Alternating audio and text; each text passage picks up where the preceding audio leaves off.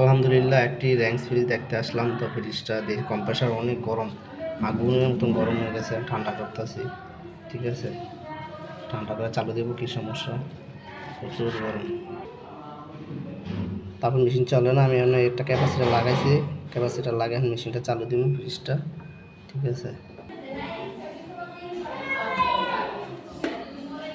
ভিতরে অনেক লোড দিছি, মাছ বস্তু রাখতে সব বরফ গলে গেছে, একটু বরফ হলে সব পানি ছেড়ে দিছে, ঠিক আছে।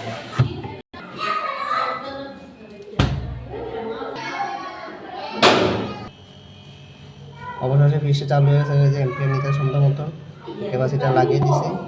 0.43 হাফ এমপিয়ার কম নিতেছে, সুন্দর চলতে আছে। ক্যাপাসিটার সমস্যা ছিল, ক্যাপাসিটার দেয় না, যার কারণে ফ্রিজটা চলে না, সুন্দর মতো চলতে আছে, ঠিক আছে।